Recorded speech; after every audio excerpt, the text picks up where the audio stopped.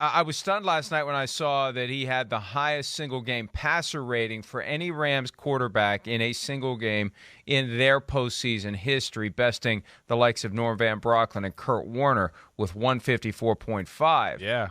But he only threw the ball 17 times. Right? Isn't that 17 crazy? passes, 38 runs. Actually, 18 passes because OBJ had one. But 18 total passes, 38 total runs for the Rams. That's the kind of balance they need. So you take the heat off of Stafford. Like, Stafford, I think, plays better when the heat's not on him. And they can say and whatever they want to say. When Stafford's asked about it, I don't feel the pressure. You know, what's he going to say? Yeah, I'm urinating down my leg, as you even mentioned the possibility of the pressure this weekend. He's never going to admit it. Who cares if he admits it?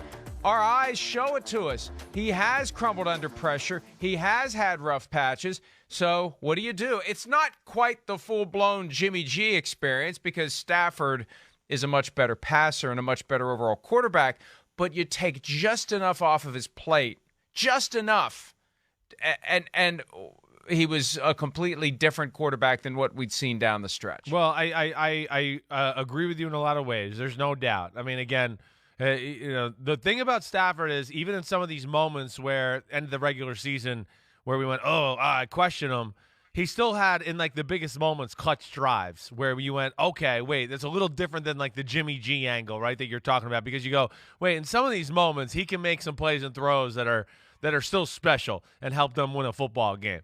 But I agree with you in the fact that, and I said this at the end of my podcast a little yesterday, like this doesn't need to be the Matthew Stafford offense we saw early in the year where it's like, hey, we got a new toy and we got to throw it 40 times a game and show everybody how cool this is.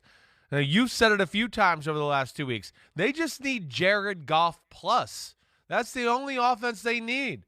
They were getting to the playoffs and divisional rounds with the Jared Goff offense. It doesn't need to change a whole lot. The quarterback underneath the center changes that offense enough.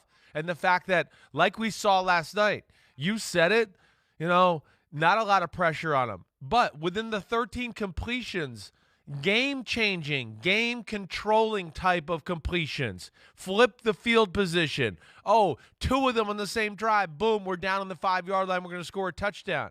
When you look at that, that's to me what the other thing that pops out. You're right, efficient, didn't ask him to do too much. Defense was smothering. We ran the football, but 13 completions for 202 yards and another big completion called back as a holding to Odell Beckham Jr. And I think that's where they're effective and scary because there's an explosive play element now that will scare a defense off that play action in the run game with the style of football I think we're talking about here. Got his first playoff win after 185 NFL starts. That is a record weight. So patience, a virtue for Matthew Stafford. And it was just incredible. 17 pass attempts, the fewest he's ever had in a game that he didn't leave due to injury. So shows you. It worked out well. And, I think of Jimmy G and I think of Matthew Stafford. They both have a range, but the difference is the high end of Stafford's is much better, and the low end is much better, if that makes any sense. Jimmy G's is more like this. Stafford is more like this. Yeah, you are going to get some dips if you overdo it with him, but you've got a high-end output potentially that Garoppolo can't come close to. With Garoppolo, the best-case scenario is just run the offense as it's expected. We're not hoping that you make any special plays, out-of-this-world throws. Don't screw it up.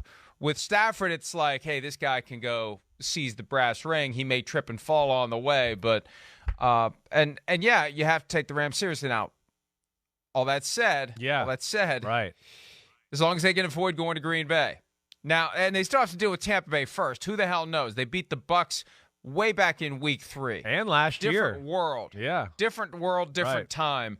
But they got to get past them. You got a guy with one playoff win going in to take on Tom Brady, who's got a lot more than one, something in the 30s, right? 34, 35 playoff wins. Think about that. 2 seasons of regular season football just in the playoff victories that the guy has had. So we'll have a lot of time to get ready for that game. That one is going to be fun. I'm glad we got that one.